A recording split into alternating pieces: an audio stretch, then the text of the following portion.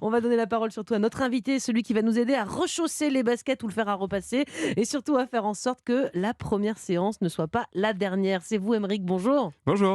Alors, on vous connaît sur les réseaux sociaux sous le pseudo de M ton kiné. Vous êtes donc kinésithérapeute, ostéopathe du sport et l'auteur du livre Et si on se remettait au sport, paru aux éditions First. Alors d'abord, rassurez-nous, Aymeric, Oui.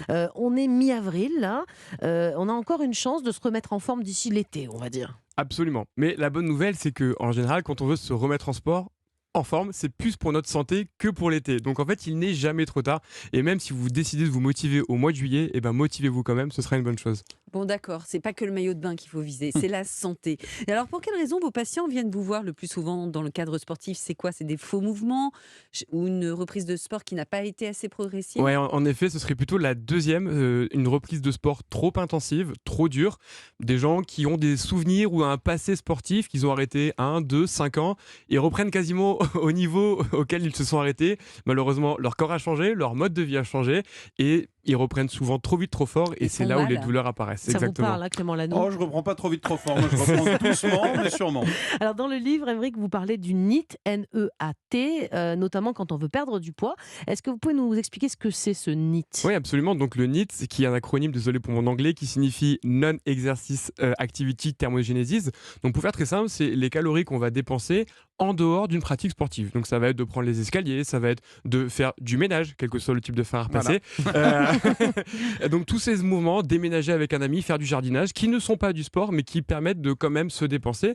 Et donc, de brûler des calories, mais ne pas oublier que pour être en bonne santé, il faut faire du sport, mais il faut aussi bouger. D'accord, donc en fait, vous êtes en train de nous dire que ça suffit pour rester en forme ou pas ou alors il faut quand même Il faut rajouter les deux. une activité physique dans son Ouais, quotidien? exactement. Il faut les deux. Par exemple, quand on nous préconise de marcher 10 000 pas par jour, ça c'est bien pour être en bonne santé, mais malheureusement, ça ne dispense pas Oh de là faire en plus là. une activité physique régulière. Faut faire les Justement, deux. les 10 Il 000 faut faire pas, les deux. les 10 000 pas, on les a bien intégrés. La Ouais. population française les a bien intégrés. Ouais. On y arrive ou pas, mais est-ce que la marche, justement, si je fais juste 10 000 pas par jour, mais que je ne fais pas particulièrement de sport, Mhm. est-ce que déjà c'est considéré comme une activité physique régulière? 10 000 pas, c'est pas mal quand Activité même. physique, oui. Ouais. Sportive, non. Il faut Ouais. vraiment différencier les deux. Et après, il faut jamais oublier qu'on parle d'un objectif idéal de santé, mais quoi que vous fassiez pour vous en rapprocher sera une bonne chose. Parce que Mhm. des fois, avec ce discours, on a envie de se démoraliser. Il faut que je fasse 10 000 pas, et puis il faut que je fasse du sport. Et là, aujourd'hui, je fais rien, donc j'y arriverai pas.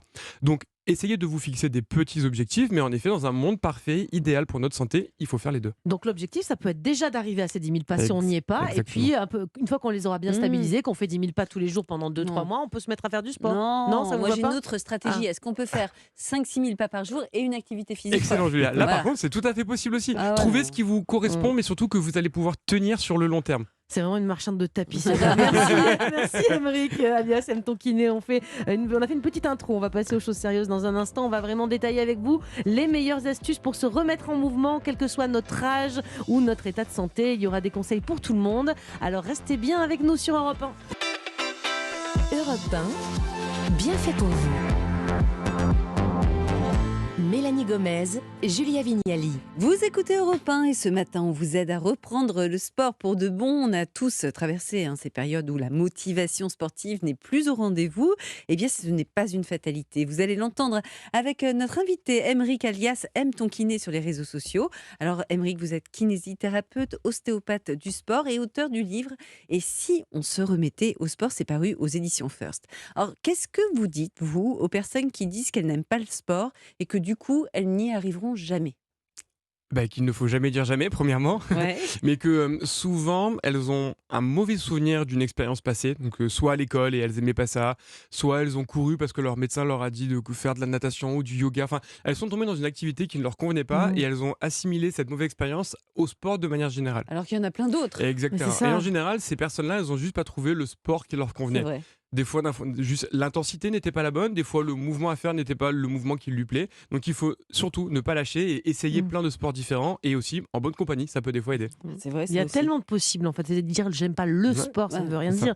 Alors pour se remettre au sport, vous dites que ça peut suffire de commencer par 10 minutes d'activité physique par jour. Est-ce que c'est vraiment suffisant ou c'est un truc que vous dites pour même arriver à motiver les plus feignasses? En fait, tout dépend de ce qu'on entend par c'est suffisant. C'est-à-dire que je préférerais toujours une personne qui ne fait que 5 minutes de sport plutôt qu'elle ne fait rien. Et une des raisons aussi pour laquelle les gens se démoralisent et arrêtent, c'est parce qu'elles se mettent des objectifs trop élevés. Donc de commencer par 5-10 minutes, déjà ça permet de reprendre goût, de pas se faire trop mal, de réintégrer dans un planning surchargé une petite case sport. Et puis une fois que c'est dans une nouvelle routine, une fois par semaine, et ben cette routine deviendra 20, et puis elle deviendra 30, et puis on aura une deuxième dans la semaine. Et c'est comme ça qu'on va pouvoir augmenter. Donc est-ce que c'est suffisant pour être en bonne santé? Non. Est-ce que c'est mieux que rien? Totalement. Et tout au long de votre livre, tout de même, vous nous mettez des défis, 100 pompes par-ci, 100 squats par-là. C'est pas un peu beaucoup pour commencer? C'est quoi le but avec ces défis? Bah, le but, c'est de la lecture de chaque chapitre, trouver des petits challenges pour lier la pratique et la théorie. 100 squats, c'est beaucoup. Alors, 100 100 squats, c'est pompes, beaucoup, je les fais pas, mais hein. vous regarderez que dans le livre, à chaque fois, je mets différents niveaux. Une personne un peu sportive, elle va les faire en une fois. Une personne qui ne l'est pas, je vais lui dire de les répartir dans la journée. Et en fait, faire 10 squats. Là, on pourrait tous se lever de nos chaises Allez, et faire Julia, 10 squats. elle va C'est se parti lever, pendant vous que je inquiétez discute. pas. Je peux pas en faire. Et ça, à répéter régulièrement dans la journée, Elle les fait. 2, je continue de compter, en fait c'est réalisable. Et on se rend compte de, ok, je pensais pas faire 100 squats, je les ai fait, j'en ai fait 10 fois 10, et ben le lendemain je ferai des séries de 20, et le lendemain je ferai 2 séries de 50, et au bout d'un mois, j'arrive à faire mes 100 squats sans m'arrêter. Julien, on fait 5 émissions par semaine. Si on fait 10 squats par émission, ça fait 50 dans la semaine. Moi, j'ai C'est quand bien même une déjà. question. Là, ça Ouais. chauffe au bout de 10. Dites-moi, si j'en fais 10 fois par jour, c'est aussi bien que 100 d'un seul coup? Tout dépend de l'objectif, d'un point de vue santé. L'objectif, c'est être très gaulé. Dans ce cas-là, c'est mieux de faire les 100 en une seule fois. Bon, d'accord. Mais par exemple, pour une personne qui veut s'y remettre, faire 10 fois 10, ce sera moins contraignant pour ses genoux, moins contraignant pour son dos, et elle aura sûrement moins de courbatures, donc moins de douleur le lendemain, donc pas de démoralisation, et donc j'y retourne. Et puis vous dites que quand on veut intégrer du sport à son planning, parfois, c'est vrai, hein, on l'a tous remarqué, la vie fait que je comptais y aller mercredi, mais finalement mercredi, il y a, je sais pas, on a un enfant malade qu'il faut récupérer plus tôt, la séance elle dure pas le temps prévu. C'est pas grave, hein, si on la supprime mais qu'elle est plus courte. Enfin, il faut savoir s'adapter. Hein, c'est ça, Ouais, c'est très important l'adaptation. Exactement, parce qu'en fait, à partir du moment où on supprime, on part du principe qu'on peut ne plus faire de sport, et puis on l'a supprimé vrai. une fois, et une deuxième fois. Et on s'habitue vite à les supprimer. Hein. Exactement. Franchement, ça Plus passe facilement crème. qu'à Hein. les Et puis, et ce créneau de 10, 20, 30 minutes qu'on avait mis un temps fou à se trouver pour soi, et ben il se retrouve à être Ouais. mangé par 10 minutes à scroller sur son téléphone, puis le mari ou la femme qui nous redemande quelque chose, et on n'a plus ce Ouais. temps pour nous. Donc c'est important de savoir l'adapter. De temps en temps, j'ai une demi-heure, et ben si une fois j'ai qu'un quart d'heure, je fais un quart d'heure, ce sera mieux que pas le Et faire. c'est grave si je décide de scroller quand même sur mon téléphone, mais tout en marchant sur un tapis, par Il exemple. n'y a jamais c'est rien mieux de comme ça. grave. Il n'y a Ouais. jamais rien de grave. Mais en effet, il faut toujours trouver le bon équilibre entre je fais quelque chose pour ma santé, vs je ne fais rien du tout. Dites-moi, quand on a arrêté le sport, parfois, c'est qu'on hésite aussi à s'y remettre parce que notre corps est devenu trop douloureux. Ouais. Est-ce que si on a mal quelque part, il faut forcément limiter son activité physique? Comment on peut nous évaluer les choses? Alors, ça, c'est une très bonne question, Merci. parce qu'en fait, la C'est la mienne. douleur, bravo, n'est absolument pas un frein à l'exercice. Et moi, j'ai plein de patients douloureux qui font des exercices qui leur font mal, mais ils vont mieux après. Pourquoi? Parce que souvent, la douleur, elle est plutôt mécanique. J'utilise, j'ai mal, j'utilise pas, j'ai pas mal. Et chez ces gens-là, de venir régulièrement stimuler, mais légèrement, la zone va plutôt diminuer la douleur. On va renforcer, on va sécréter des hormones, on va couper des messages douloureux, et ça va plutôt nous faire du bien. Ça me fait penser évidemment au mal de dos, qui est le mal du siècle. Oui. Hein. On est très nombreux à souffrir de cette zone-là. Est-ce que là, pour le coup, quand on a mal au dos, il y a quand même des choses qu'il faut éviter? Enfin, dans la période vraiment de, je sais pas, de lumbago, par exemple, je vais pas pouvoir faire grand-chose. Je suis très limitée. Alors, Mais en effet- marcher, par exemple, En ça effet, va. quand on a un lumbago hyper aigu et que ne serait-ce que tenir debout est un enfer, Ouais. on va pas se mentir. Là, si vous l'avez déjà vécu, vous savez que vous ne pouvez pas. Mais cet épisode extrêmement douloureux, très souvent, il dure 24, C'est vrai. 48 heures, cette phase très aiguë. Et à partir de 48 heures, on peut à nouveau marcher. Tout est un peu désagréable, mais l'intensité a diminué. Là, il faut bouger. Et là, il faut pas passer une semaine allongée sous anti-inflammatoire. Ce qu'on Non, nous non. disait à l'époque, hein, il y a Ouais. quelques années, on nous disait surtout pas bouger. Ça a changé. Ça a terminé, totalement changé. Ça a totalement changé. Et aujourd'hui, un patient qui va rester complètement immobile avec la peur du mouvement, la peur de se pencher en avant parce qu'il s'est bloqué en faisant ses lacets, Oui. là, on va créer un cercle douloureux Donc, d'immobilisme. l'assurance maladie dit vrai. Le meilleur des mouvements contre le mal de dos, le meilleur des traitements, c'est le mouvement. Absolument. C'est ça. Et vous dites qu'il y a des douleurs aussi qui ne trompent pas, comme la tendinite par exemple. Comment je peux la repérer celle-là? Alors, la tendinite, qui est en fait une douleur en regard du tendon, une fois encore que la douleur se présente, c'est pas grave. On va dire qu'elle ne doit pas augmenter à l'effort. Je dis n'importe quoi, vous nous avez fait 10 squats. Si pendant vos 10 squats, vous aviez une douleur dans le genou qui n'avait pas évolué, et ben en fait, vous avez plutôt bien fait. Par contre, si entre le premier et le 10e squat, la douleur, elle n'arrête pas d'augmenter, ok, peut-être que là, le squat n'est pas l'exercice du moment et qu'il faudra en trouver un autre. Et une tendinite, ça veut dire, je sais pas, une tendinite, on peut avoir une tendinite où par exemple à la Alors, jambe globalement, tendinite, ça veut dire inflammation du tendon. Ouais. It, c'est pour l'inflammation. Tous les tendons du corps, donc ça peut Mm. être le genou, l'épaule, dès qu'il y a une articulation, pour faire Et ça, là, il y a c'est des repos tendons. total. Pas du tout. Non. Parce qu'en fait, souvent on dit tendinite, mais souvent il n'y a pas d'inflammation. Nous, d'ailleurs, en tant que thérapeute, on dit tendinopathie, juste pour dire pathologie du tendon. Et au cabinet, la plupart des tendinites, en fait, je les soigne avec du renfort. Et dites-moi, il y a à l'inverse des douleurs qui pourraient être des signaux positifs. Je dis ça parce que Mélanie, dans sa salle de sport, il y a écrit partout no pain, no gain. D'ailleurs, je dis ça toute la journée maintenant. Ouais. No pain, no gain. No No pain, no gain. Est-ce qu'il faut vraiment souffrir pour Non, on progresser? n'est pas obligé de souffrir pour progresser. Par exemple, la courbature, qui est d'une douleur après un effort un peu plus difficile Soutenu. que ce qu'on a l'habitude Ouais. de faire, n'est absolument pas un indicateur d'efficacité ou de Ah oui progression. Au contraire, ça veut juste dire que vous en avez peut-être trop fait, donc que vous n'êtes pas loin de vous faire mal. Ah. Donc, en général, on connaît la courbature quand on reprend une activité ou qu'on fait quelque chose de nouveau. Mais les gens qui cherchent et qui disent j'ai bien travaillé, j'ai des Parce que je suis courbatures. courbatue. Exactement. Et alors non? Ça, en fait, c'est pas du tout la Ah réalité. zut, moi, Et je on suis peut contente quand progresser j'ai des sans courbatures. Moi aussi, j'aime bien parce que je sens Mais mon moi corps. aussi, mais même si je sais ça, je suis quand même hyper satisfait de ne pas pouvoir m'asseoir aux toilettes parce que C'est j'ai ça. mal aux cuisses. Eh bien, merci Émeric. Vous ne bougez pas. On vous retrouve dans un très court instant sur Europe 1. On apprend comment se remettre au sport dans de bonnes conditions, celles qui feront qu'on se fera justement pas mal et surtout qu'on aura la niaque pour continuer régulièrement. Alors à tout de suite sur Europe 1. Europe 1, bien fait pour vous. Julia Vignali et Mélanie Gomez. On est avec vous jusqu'à midi. Merci si vous nous rejoignez sur Europe 1. Il est 11h29 et on vise toujours la reprise du sport en douceur, mais sérieusement quand même. Alors tout le monde devrait bouger régulièrement, même si c'est de façon adaptée. On en parle toujours avec Émeric, alias M ton kiné. Vous êtes kinésithérapeute, ostéopathe du sport et l'auteur du livre Et si on se remettait au sport, aux éditions First. Alors on a reçu une question de Corinne sur Instagram qui nous disait justement en rapport à ce qu'on disait tout à l'heure, j'ai des courbatures à chaque fois que je reprends le jogging notamment, et du coup ça me dégoûte de continuer. Elle demande si le fait de s'étirer, ça permettrait d'éviter les courbatures. Est-ce que c'est vrai ça? Alors là, il va falloir différencier la théorie de la pratique. En théorie, les courbatures, c'est des petites déchirures au sein du muscle. C'est pour ça qu'on les a quand on fait un effort trop difficile. Donc déjà, je lui conseillerais de, quand elle reprend, de reprendre plus doucement. Ça va moins la dégoûter. Donc en théorie, les étirements ne soulagent pas les courbatures, mais on ne sait pas pourquoi. Il y a quand même des gens qui nous disent, si je m'étire, j'ai pas de courbatures. Si je ne m'étire pas, j'ai des courbatures.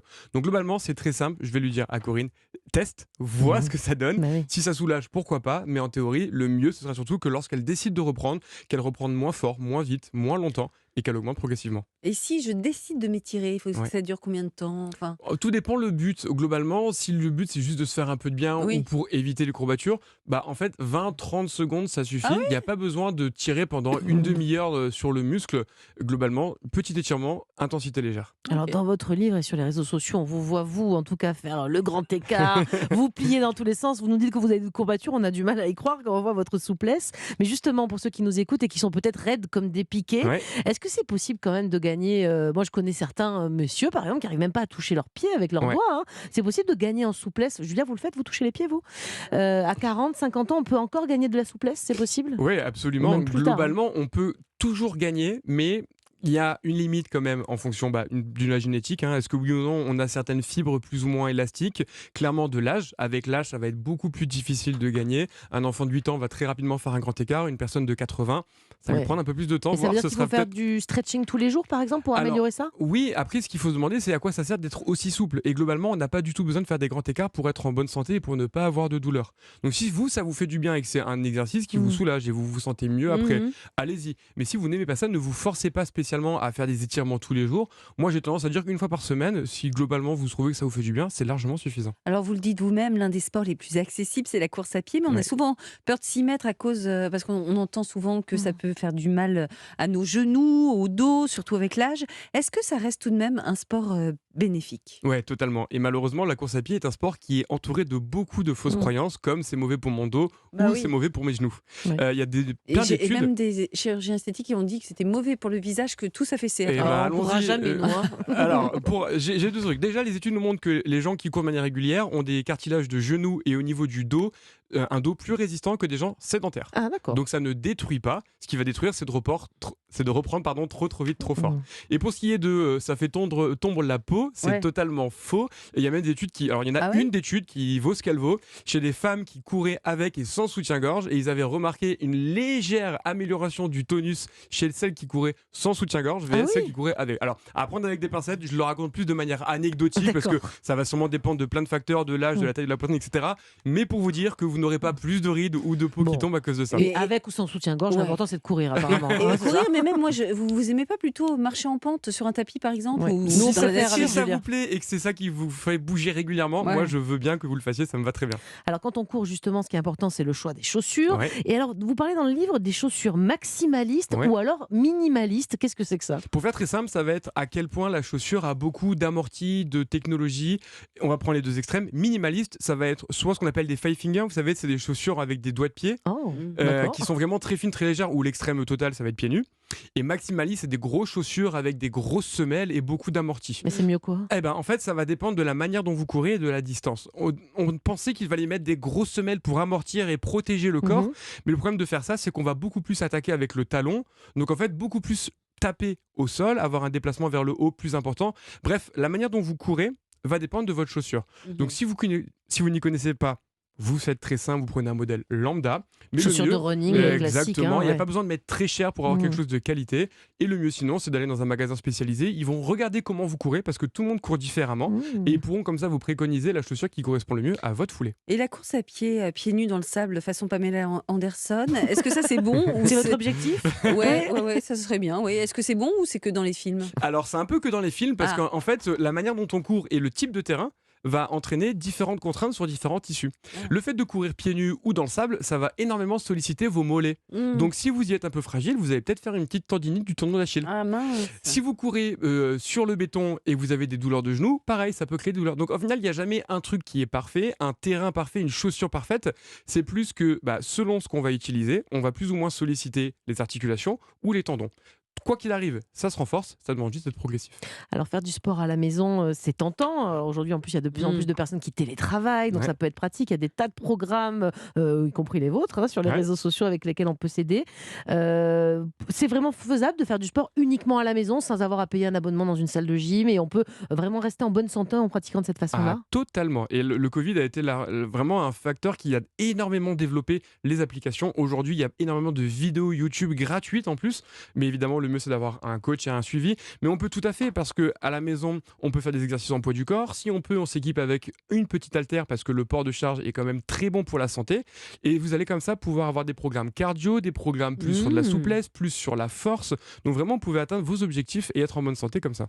Eh bien, merci beaucoup, Émeric, pour tous vos conseils, pour nous motiver et nous guider vers une bonne reprise du sport, sans danger, on l'a compris. Bonne continuation Merci. à vous. On va changer de sujet à présent, Mélanie. Oui, avec Jérémy Combe dans un instant, petit cours de bonne manière sur la façon de se comporter quand on visite un musée. Apparemment, il y a un petit rappel qui est nécessaire selon Jérémy. Et puis, on va aller s'intéresser au marché du mobilier de seconde main. Sophie Braffman va nous parler d'applis ou de sites qui peuvent nous faire de sacrées économies pour nous meubler. À tout de suite sur Europe 1.